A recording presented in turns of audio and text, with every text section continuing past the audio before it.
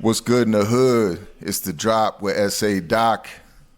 And in the building today, we have Mr. Lil Uno. That's right, that's right. Glad to be here with Ese Doc. Yes, yes. Now, so if you don't know, now you know.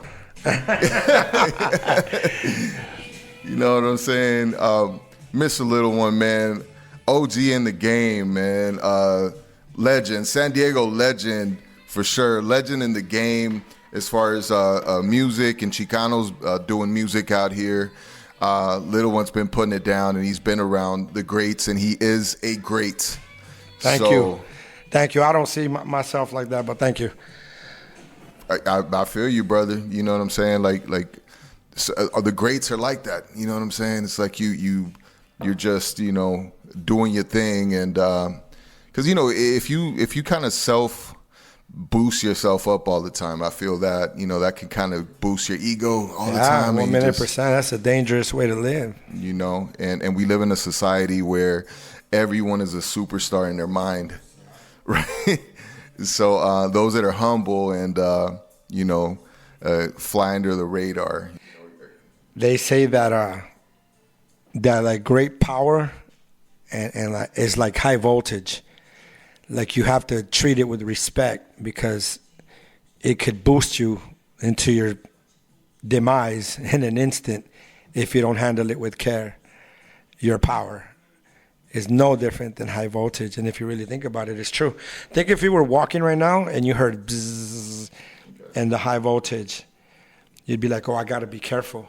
Yeah. You know what I mean? So we fall into this space sometimes where, power or money or fame or success falls in our lap, and we don't handle it with care because we think it's forever. That's why I said what I said the other day about the king, about this too shall pass. Like we have to have that balance to be able to respect, every moment of our life, to be able to respect and learn from it, honor it.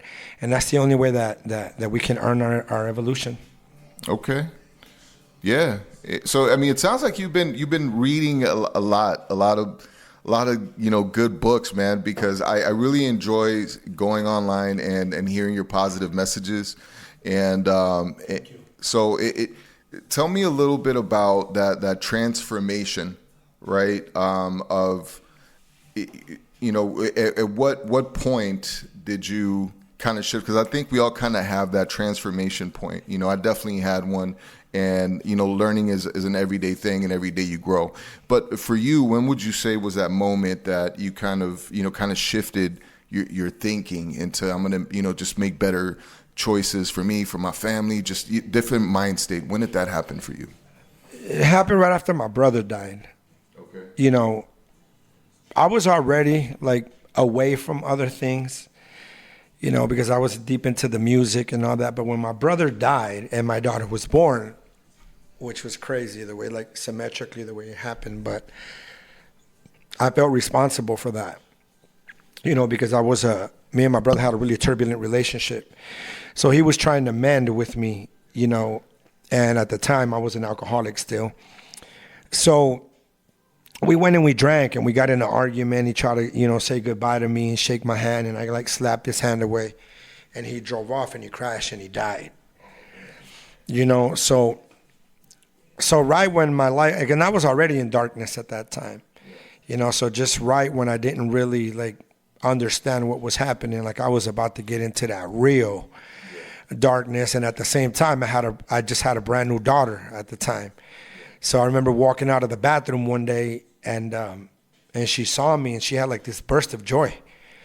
And I'm like, damn, like she has no idea that I'm an alcoholic. Nothing. She just loves me and depends on me. Yeah. And that's where it all started. Man, my condolences, my brother. Thank you. And thank you for sharing that. And happy, belated Father's Likewise. Day. I seen you with the kids, man. So that was your daughter, I think, that it was in the. Yeah, I had my daughters. I had my son, my two sons, and just family, And we went to SeaWorld and we hung out, and it was beautiful, man.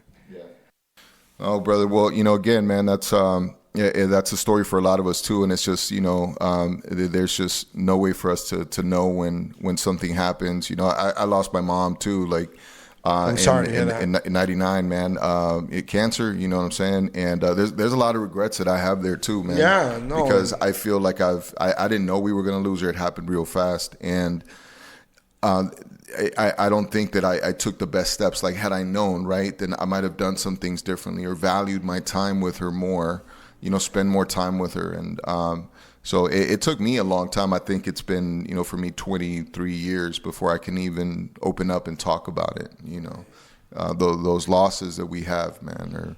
And man, just you feeling that way shows that you have conviction. I lost my mom in 1994. To a brain tumor. So my whole family, separated. Like, my mom was abandoned by her mom when she was 12. So another family raised her, and they were abusive to her. So when she got old enough, she left that situation. So all she really had that was hers were us. So we don't have any cousins, no uncles, no grandparents, nothing. We just had each other. But it was the same, dog. You just got to remember, we're at a different point. We're in a different space.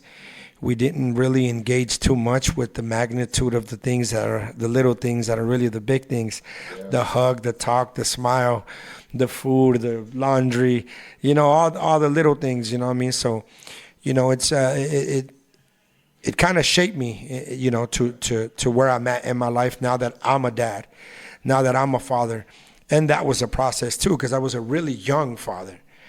You know what I mean? So now that I have a grown one, another grown one, 2 teenagers, and then I have a little baby, you know what I mean? But, it's been the greatest gift for me. Like I've said this before, like we're souls that incarnate into this human flesh. And, it's our responsibility to take care of our soul, dog. If we take care of our soul, we're able to take care of the people that we love around us much, much better. Yes. Man, there was a book about souls, man. I forgot the name of that book, but Seed of the Soul? No. I think that's what it was. And it says, but it's about reincarnation and how we, behave and how many times we've been here and stuff like that. But yeah, that's what it's called. It was Gary Zukav. Zukav. That's a really good book. And he's a great teacher if you look at his history. Like, he was addicted to porn. He was addicted to drugs, and I've learned a lot from him too. That's crazy, man. I was seeing this thing. Social media is wild, man. Because I think we come from a time when we didn't have that social media. We didn't have access to like infinite information like we have now. But I was seeing something about, man, like, the brain scans are like, and this could be false, I don't know, but the brain scans of folks that watch a lot of porn are equal to the brain scans of like heroin addicts. And I'm like, man, is that true? Yeah, I mean, wow. Dog, like that's insane, But you have to remember, like, everyone, in a sense, is looking for the dopamine. That part, yeah. Everybody's looking for the dopamine. Everybody's looking for the next high. People will lie, cheat, and steal, go around whatever they have to do to get to the dopamine. And 10 times out of 10, that's a very dangerous situation to be in. I've been there, you've been there, we all been there. But ultimately, like, if we don't learn from the dangers of the dopamine, you learn the hard way and you self-destruct and you lose a piece of yourself. And then, the objective is to learn from that, We give up things that are pure. We give up things that we love. We give up, things that are good in our life for that dopamine. And then you self-destruct in the process, and you lose, and you lose, and you lose. And that's unfortunate, It is unfortunate because sometimes we don't know how to heal from that. We don't know how to heal from that. We hold resentment. We hold anger. We replay it in our head. It becomes a redundant cycle of madness, and we fall into this ruminated state, and then you feel resentment and anger for a person. And we're not supposed to live like that. We're supposed to be free. And it takes a lot of growth, a lot of sincerity to your growth to be able to mend privately with a person that hurt you and you can just keep going with your life. You know what I'm saying? You don't have to fall into this chapter of revenge. Yeah. You could just say, cool, I learned from that. You know, you got to take it the same way you dish it out. Oh, you know what I'm saying? That's true. And then you just keep on going, dog. You know, I'm at a point in my life where I want absolutely no fuckery in my life. You know, I brought pain to people in my life, and people have brought pain in my life. The objective is to turn our pain into purpose and be able to not resolve things, but dissolve them, so you could just keep on going. Right. No, for sure. A lot of growth, man. You know, and not everyone's at that same, you know, level, and it's important to be around people that have gone through those struggles, and then also made the same decisions as to how they're going to move forward. Because you know, you can have two people that have the same brokenness, right? Both of you have the same traumas. But both of you chose different ways to cope with those traumas, right? Or to get your dopamine fix. Because you can go work out and get that same dopamine fix as you would if you go and get drunk, you know. But one thing's destructive, it's going to lead you to destruction. And then, you know, one thing's actually good for you. So, yeah, definitely, you know, having that growth and making those better decisions. And not only that, but I mean, like, to me, man, it's beautiful to have, like, me and you go back. We go back a long time, you know, and just, you know, being real. Yeah. You know, I've always thought you were one of the best. You know, I always thought you had like major skill. So, you know, I want to record some of this stuff and repost it, of course. You know, but I always thought you were one of the best. You know, like you had bars back then, your voice, you know, your Candace, it was always, you know, on point. I would always wonder, like, well, I wonder what happened to Doc, you know what I mean? Because you were so dope with it. But it's dope to be able to see you on this journey, excavating, being an emotional archaeologist. Yeah. You know, that's the bag. Yeah. Because, like, we were talking about a destructive state, like, people don't understand that destructive things come in disguise. Oh, yeah. You know, people walk by the freezer at the liquor store. That 40-ounce looks nice. That bottle of Alizé looks nice. The next day, you got more problems than you did before you purchased it. Yep. You know, but again, dog, like, ultimately, I've learned from my alcoholism. I learned from being a womanizer. I learned from being, you know, a partial truth teller. I learned from all of that. You know, and that's how it's got to be, and you can't be afraid to say that. Yeah. You know, they're like, yeah, I learned. Yeah. You know, so now I always say this, like, I have my own galaxy. Okay. I have my own galaxy. So if I see another dude in my galaxy, I know what he went through to be there. Okay. Like an astronaut. If you see another astronaut, you're going to know what the fuck that astronaut went through to get there. You know what I'm saying? Right. So there's an immediate respect. Yeah. You know what I'm saying? Because there's not a lot of astronauts. Right. You know what I'm saying? People pose, people recite, and they don't implement, so they don't experience. Yeah. You know what I mean? And, you know, looks. There's people, I've told you this before, there's people that are physically fit that are emotionally obese. Oh, yeah. You know, dog, so same thing here for the culture, dog. Like, our culture is beautiful. And I do feel that there's not enough people speaking up or doing things to put the culture on a platform, dog. Yeah. If you think about all the other cultures, they do their own shit. You know, so that's why I'm here doing what I'm doing. You know what I'm saying? And I'm proud of that. You know, I want to be able to do this all over the country, all over the world, dog. Yeah. And put a platform on our culture, from the art to the Aztec dancers to the mariachis to the cars to the music. Like, people, the Delphonics are Chicanos. Dog, it's part of our culture. Man, Delphonics, man. Because for me, it's like when I was 14, man. And my family's from Texas, you know, so Juarez in Texas, right? Oh, so shit. You're from San Diego, and then you got TJ right across the border, man. Juarez is crazy. Oh, man. I've been to El Paso, and it's like, Juarez is like right there. Oh, yeah. It's like you could see it. Like, it's just like a little fence, you know what I mean? Yeah, you don't want to get too close sometimes because the bullets, man, be flying. But So yeah, man. So they listen to like a different kind of oldies over there, more like of the oldies but goodies tapes, Right? You know, Tears on My Pillow, all that stuff, right? Yeah. And then when we moved out here, I lived in LA for a couple of years, and then been out here since I was about 13 and a half, 14 years old. So I grew up here mainly in Vegas. In Vegas. And then, you know, I got into all the cool oldies. That's what I thought. You know, yeah, like the Delphonics, Delphonics, and the all Wicked, the smooth the ones, yeah, man. yeah, you know, yeah. the lowrider oldies, the ones that made you Duke cool, of Earl, man. like, Oh, yeah. So, where did that start for you? As far as the wanting to bring this show to the masses and to the culture, where did that idea form for you? Well, I've always believed in my own way that that I have a really symbiotic, pure, silent, powerful relationship with music. You know, people have been running from the present moment for thousands of years. And the way that goes synonymous with music for me is when I was a kid and they would have,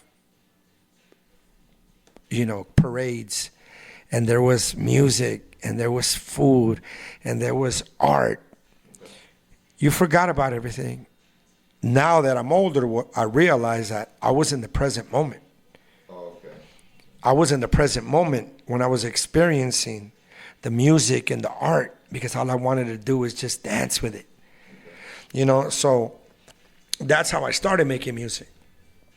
You know, my brothers were older than me, so, you know, they were on the hip hop shit. They would play the Beastie Boys, Run DMC, Curtis Blow, you know, LL Cool J.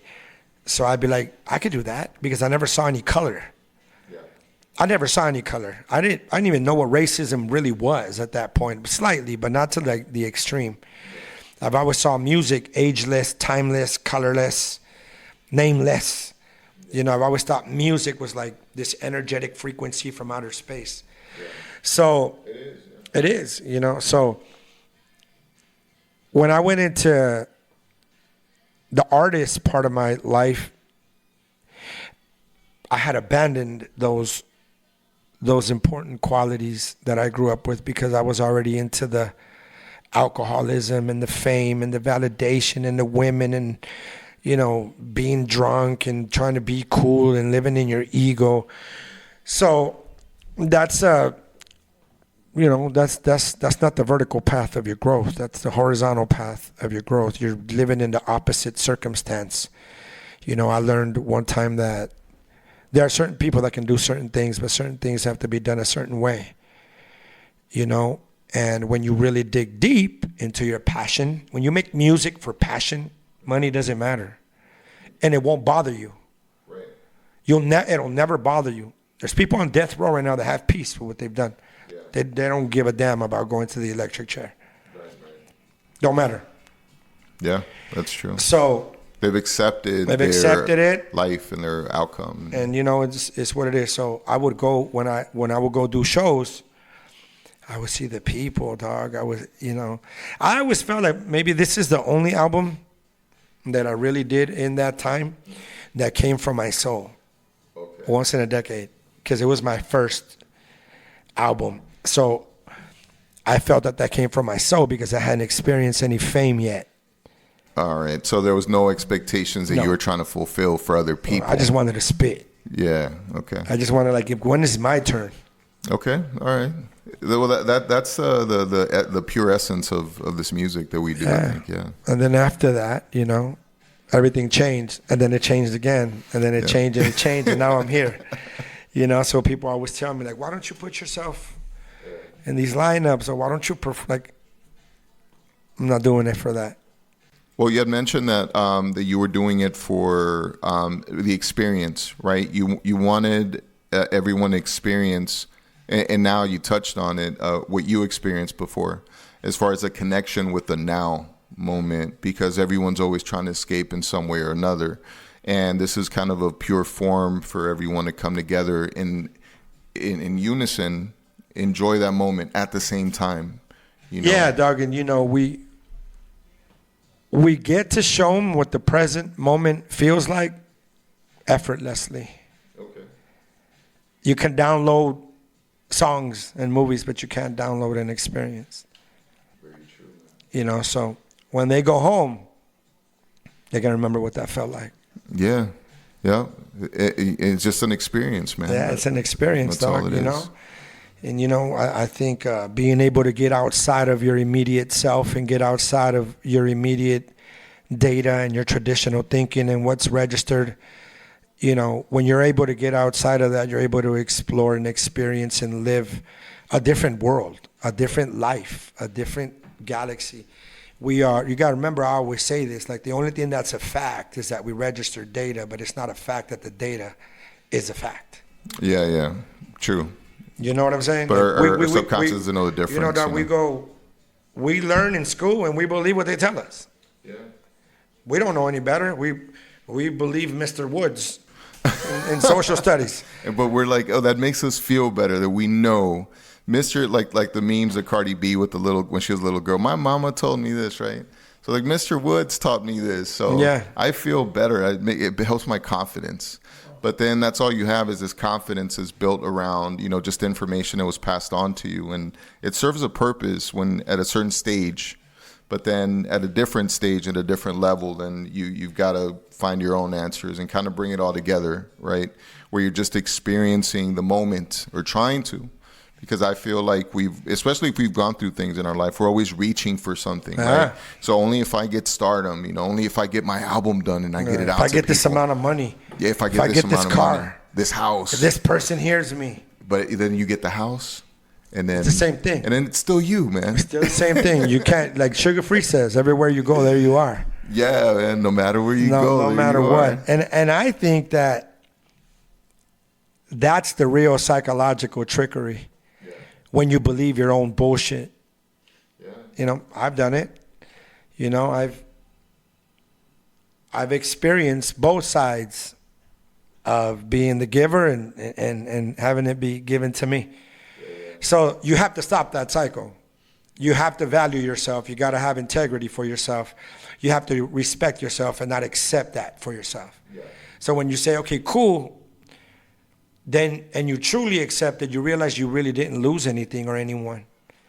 Yeah. You really didn't. Like anyone that plays you, lies to you, deceives you, you know, lies in your face and has a fucking conspiracy against you and looks at you and smiles like, the fuck you want a person like that around you anyway? You know what I mean? Right. You know, again, and vice versa. I'm not just saying about other people.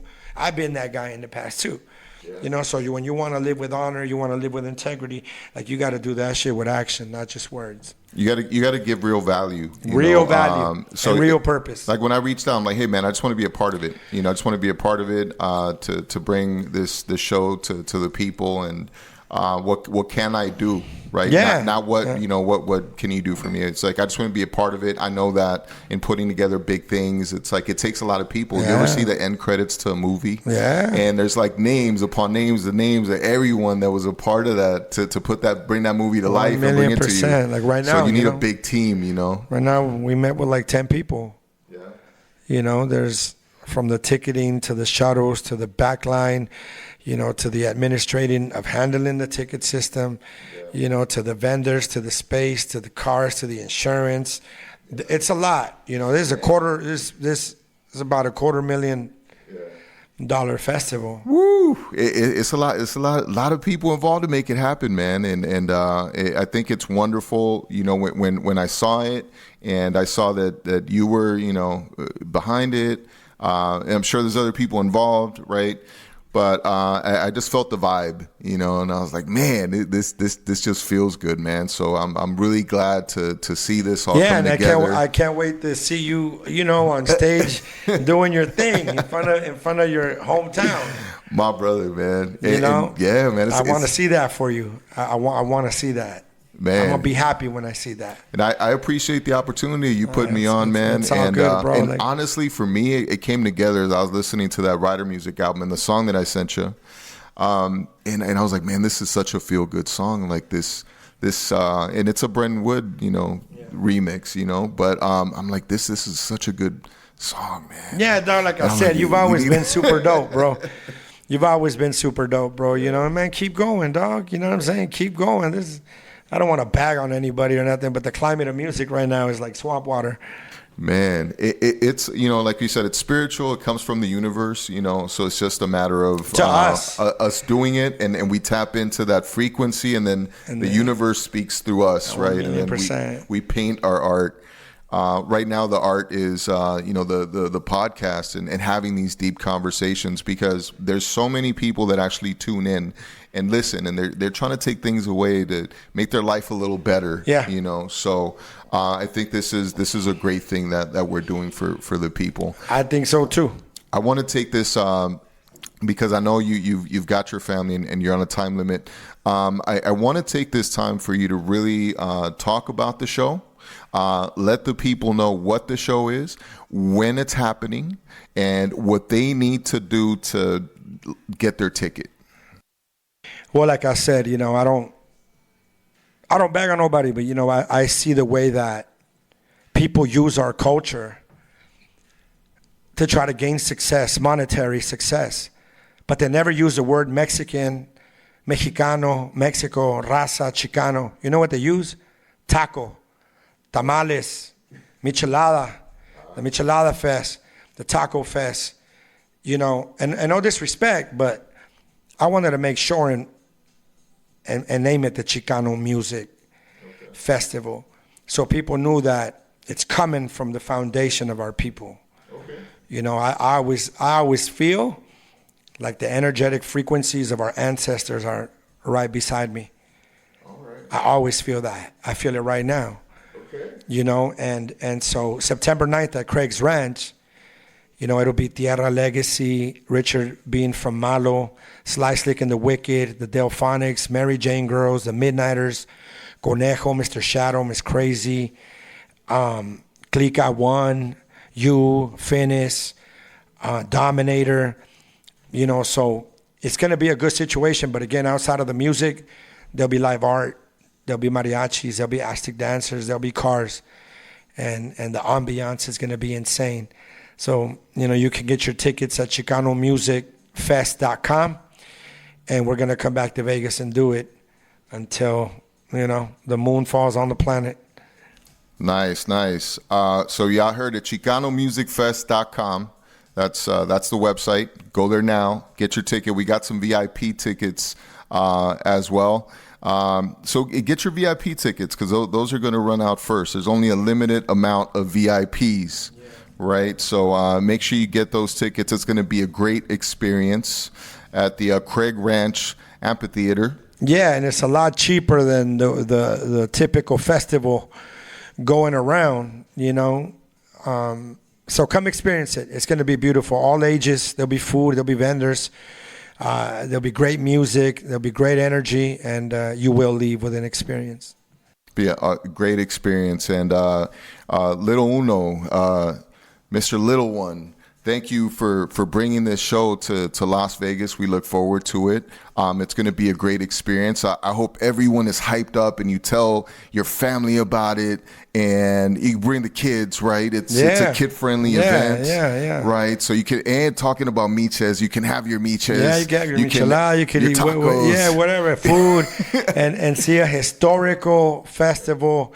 I always say that things that are special, it's kind of like color showing up in a black and white movie before your eyes. Okay. Right. So that's what you're about to experience. Nice.